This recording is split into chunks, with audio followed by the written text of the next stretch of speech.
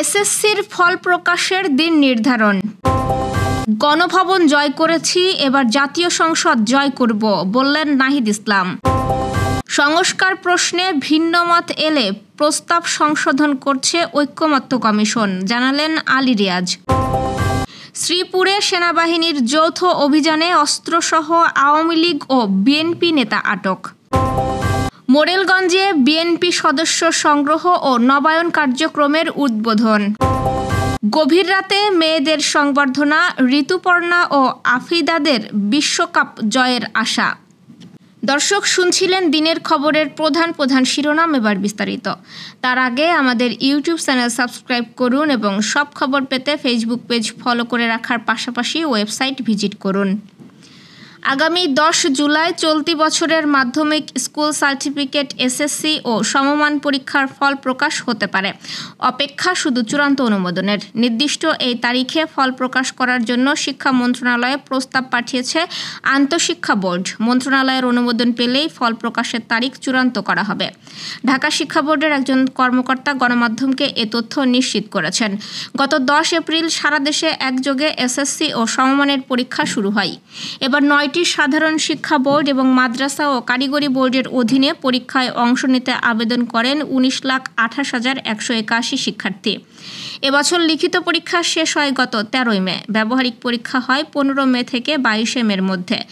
এবারের এসএসসি পরীক্ষায় যশোর বোর্ডের অধীনে 2,570টি বিদ্যালয় থেকে অংশ নেয় মোট 1,41,064 পরীক্ষার্থী।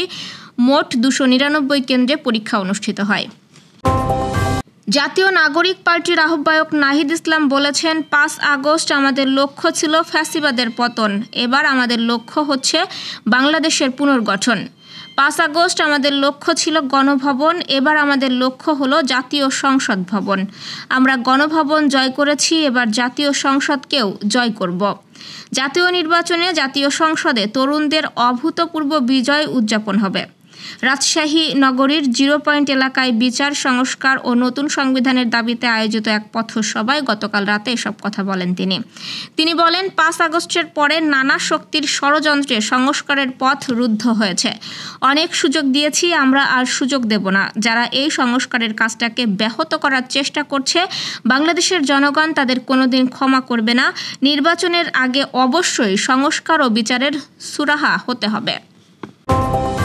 জাতীয় ঐকমত্য কমিশনের সহ-সভাপতি অধ্যাপক আলী রিয়াজ বলেছেন, সংস্কার প্রশ্নে রাজনৈতিক দলগুলো ভিন্নমত জানালে প্রস্তাব সংশোধন করে আবার উপস্থাপনের চেষ্টা করছে কমিশন।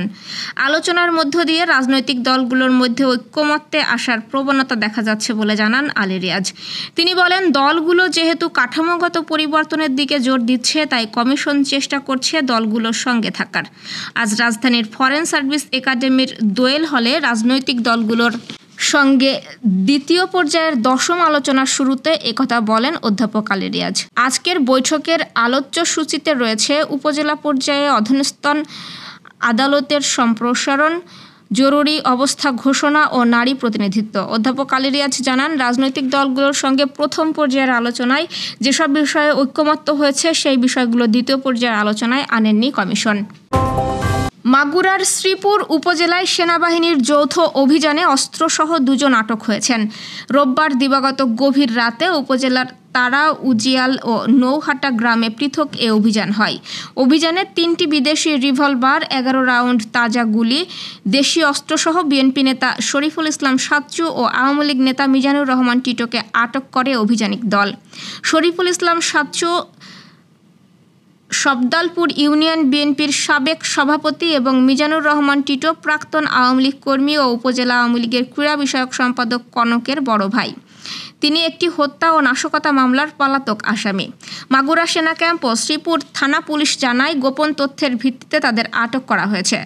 টিটোকে আটকের পর বাড়িতে তল্লাশি করে 2টি রিভলভার, 8 রাউন্ড তাজা গুলি ও বেশ কিছু দেশীয় অস্ত্র উদ্ধার করা হয়। এছাড়াও শরীফুল ইসলাম সাচ্চুর বাড়িতে অভিযানে একটি চায়নায় তৈরি বিদেশি রিভলভার, 3 রাউন্ড তাজা গুলি উদ্ধার করা হয়েছে। বাগেরহাটের মোরেলগঞ্জ সদর ইউনিয়নে বিএনপির সদস্য নবায়ন এবং প্রাথমিক সদস্য সংগ্রহ কর্মসূচির আনুষ্ঠানিক উদ্বোধন করা হয়েছে। রোববার সদর ইউনিয়ন পরিষদ মাঠে এই কর্মসূচির আনুষ্ঠানিক উদ্বোধন করেন উপজেলা বিএনপির আহ্বায়ক শহীদুল হক বাবুল। এই উপলক্ষে ইউনিয়ন বিএনপির আয়োজনে সভাপতি আব্দুর রহিম তালুকদারের সভাপতিত্বে অন্যান্যের মধ্যে বক্তৃতা করেন পৌর বিএনপি সাধারণ সম্পাদক সিকদার ফরিদুল ইসলাম, বিএনপি নেতা ফারুক হোসেন সামাদ, আফজাল হোসেন সমাদ্দার সহ অন্যরা। অনুষ্ঠান সঞ্চালনা করেন ইউনিয়ন বিএনপি সাধারণ সম্পাদক আব্দুল্লাহ আল মামুন। সভায় বক্তারা আসন্ন উপজেলা বিএনপির কাউন্সিলে সভাপতি পদে প্রার্থী শহীদুল হক বাবুলকে বিজয়ী করার আহ্বান জানান। উইমেন্স এশিয়ান কাপের মূল পর্ব সামনে রেখে বাফুফে সভাপতি তাবিত আওয়াল মেয়েদের মনে করিয়ে দিলেন লক্ষ্য একটাই, মিশন অস্ট্রেলিয়া। সংবর্ধনায় ঋতুপর্ণা ও আফেইদা বললেন, বিশ্বকাপে খেলতে চাই। মিয়ানমার থেকে ব্যাংকক হয়ে ঢাকা, এরপর বিমানবন্দর থেকে বাসে করে হাতিরঝিলের এমপি থিয়েটারের মঞ্চে। লম্বা ভ্রমণ, ক্লান্তি ভুলে মধ্যরাতের সংবর্ধনা অনুষ্ঠানে এসে উচ্ছ্বাস ভরা কণ্ঠে বাংলাদেশকে বিশ্বকাপের মঞ্চে তোলার প্রতিশ্রুতি দিলেন ঋতুপর্ণা, আফিদারা। উইমেন্স এশিয়ান কাপের বাছাই শেষ করে রোববার মধ্যরাতে ঢাকায় ফেরে বাংলাদেশের জাতীয় নারী ফুটবল দল। প্রথমবারের মতো এশিয়ান কাপে ওঠার ইতিহাস করা মেয়েদের জন্য মধ্যরাতেই সংবর্ধনার আয়োজন করে বাংলাদেশ ফুটবল ফেডারেশন। দর্শক, এই ছিল দুপুরের আয়োজন। রাতের খবর দেখার আমন্ত্রণ রইল। সেই সঙ্গে এতক্ষণ সাথে থাকার জন্য ধন্যবাদ।